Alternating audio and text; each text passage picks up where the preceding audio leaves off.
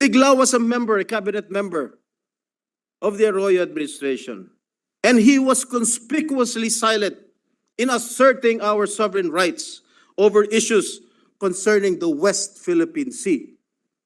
Gago ka. I rise today no matter of personal or collective privilege.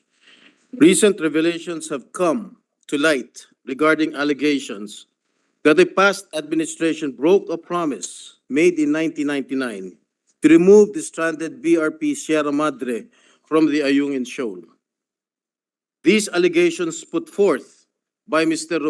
Rigoberto Tiglao have raised concerns about the integrity of our nation's sovereign rights and our commitment to safeguarding our territorial integrity. Such claims that a former president had promised to remove a vessel that symbolizes our presence and assertion of rights in the West Philippine Sea is a matter that deserves thorough scrutiny and rigorous analysis. This plot twist in the continuing saga on our country's territorial claims over at West Philippine Sea came 2 weeks after we adopted Resolution number 79, strongly condemning China's continuing harassment and its persistent incursions in the West Philippine Sea. But before I address Mr. Tiglao's allegations against my father, former President Joseph Ejercito Estrada, I believe it is a good opportunity to discuss how our country is asserting its sovereignty and claim its territory. The quest to claim portions of Spratlys as part of Philippine territory can be traced back to the late President Ferdinand Marcos Sr.'s time in office.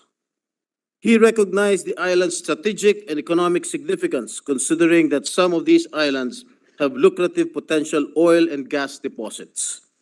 During the 1970s to 1980s, the Marcos government gained control of the Calayan Island Group, or KIG, when we took over Lawak, Pag-asa, Parola, Likas, and Cota, and later on Panatag, Panata, and Rizal. Those audacious undertakings were continued by the Estrada administration.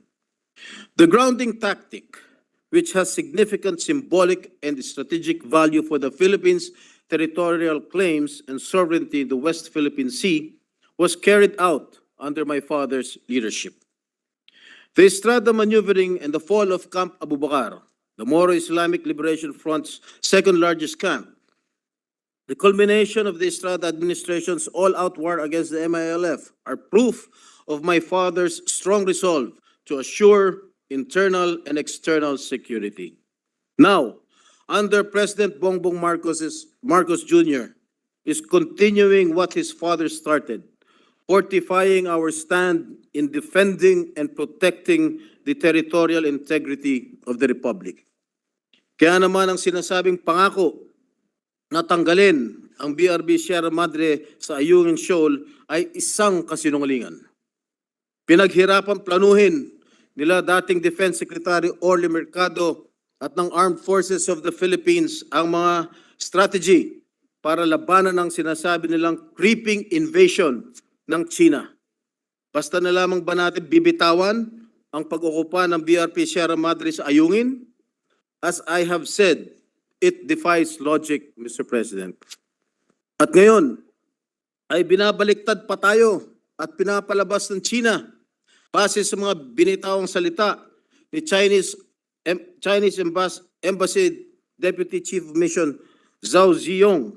May basehan ang ginawa nilang agresibong aksyon na pag-water cannon sa Philippine Coast Guard na naghahatid lamang ng rasyon ng pagkain sa mga kababayan natin nakatalaga sa BRP Sierra Madre.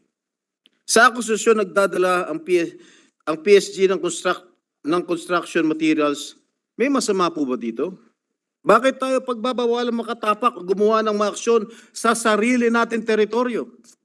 In fact, in our submissions to the Permanent Court of Arbitration, we reported sightings of Chinese government vessels as well as unidentified aircraft in the vicinity of the Ayungin Shoal as evidence of their aggressive actions within our territory. The Arbitral Tribunal, in its 2016 ruling, declared the Mischief Reef, which is in the Spratly Islands, and the Ayungin Shoal are within the exclusive economic zone and continental shelf of the Philippines. The PCA, in its ruling, said China has failed to exhibit due regard for the Philippines' sovereign rights in its exclusive economic zone. The 80-year-old landing ship tank, a commissioned ship of the Navy, nakita nyo, bulok na, no matter how rotten-looking and unseaworthy, is an extension of the territory of our country. BRP Sierra Madre serves as a symbol of our determination to defend the Philippines' sovereign rights against challenges from other claimants and a reminder of the sacrifices made by the Philippine Navy and military personnel stationed in Ayungin to protect the country's interest. Maaari nating sabihin, ang BRP Sierra Madre ay isang pambansang sagisag ng matapang na pantindig at hindi pagyuko ng Pilipinas sa kabila ng pananakot at pang-aapi. Sa kabila ng kalumaan, kawalan ng maayos na suporta at pagdaan ng maraming dilubyo, nananatili itong nakatayo at matatag. For 24 years now, we have not heard of any effort to undertake other measures in continuing and fortifying our country's stronghold in the West Philippine Sea. We have been kept by our neighbor China in various forms of bullying, harassment, while they continue to build structures in these disputed areas. Mr. President, let me just ponder more on the assertions of Mr. Tiglao in his several published articles. Mr. Tiglao based his claims on the 2022 book of Gregory Polling, an analyst specializing in Southeast Asian political and security issues, offered no other information. How can we consider a passage in a book that claims former President Joseph Estrada vowed to remove BRP Sierra Madre from Ayungin Shoal at the request of the Chinese government as unquestionable truth? It was made verbally. Allegedly to who? Can you name names, Mr. Tiglao? Stupid. Even the confidential memorandum of former Department of Foreign Affairs Secretary Albert Del Rosario, addressed to the late President Benigno Aquino III, which Mr. Tiglao mentioned in his piece, was ambiguous, as it merely stated that the Chinese side claimed that Philippine authorities promised China that they would immediately remove the stranded vessel.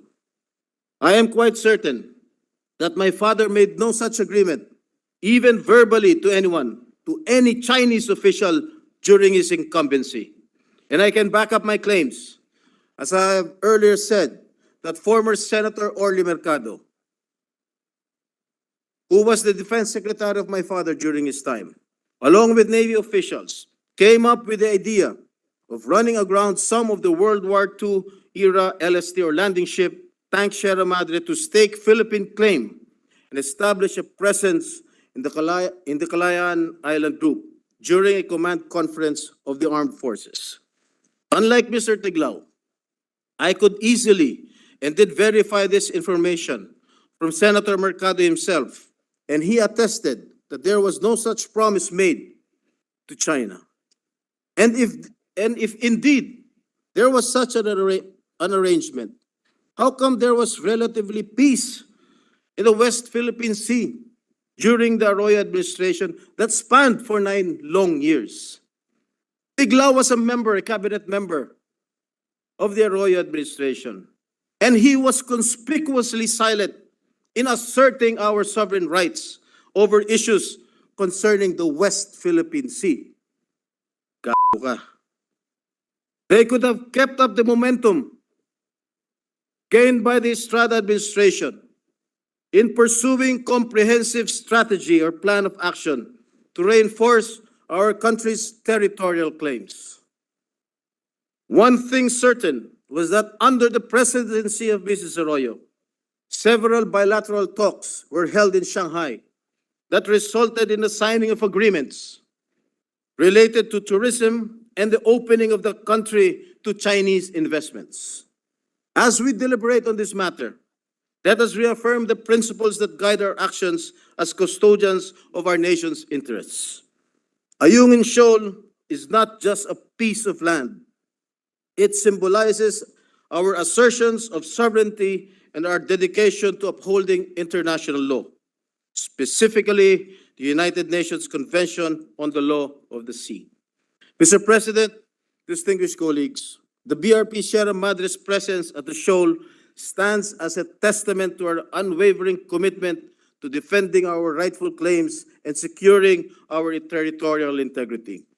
And as a sovereign nation, we hold dear the principles that our forefathers and heroes fought hard to secure.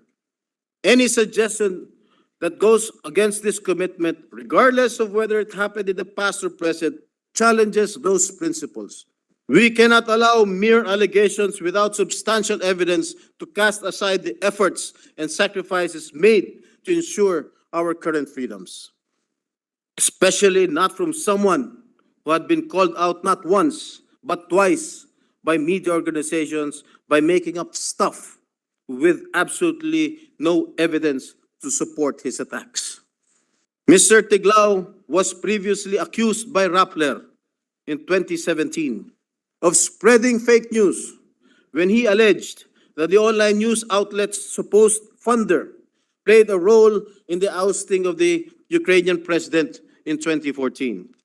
In 2022, he repeated his actions by accusing Verifiles, an independent media organization, of being funded by US bankrollers and supporting then Vice President Leni Robredo's presidential campaign.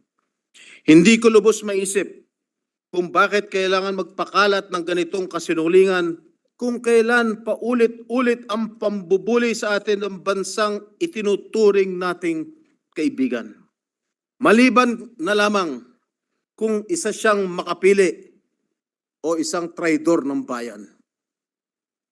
Ang katagang binitawan ng batikang aktor na si John Arcilla sa kanyang pagganap sa pelikula bilang si General Luna ay tila nababagay kay Mr. Tiglao. Ang sabi niya, may mas malaki tayong kalaban, ang ating sarili. Ginoong Pangulo, sa panahong sinusubok ang ating katatagan at pagkakaisa, gamitin natin inspirasyon ang BRP Sierra Madre na patuloy na naglalayag para ipaglaban ang ating kasarinlan. While we may have differing opinions, one thing is undeniable. On July 16, 2016, we successfully fought for our rights and emerged victorious. Thank you, Mr. President.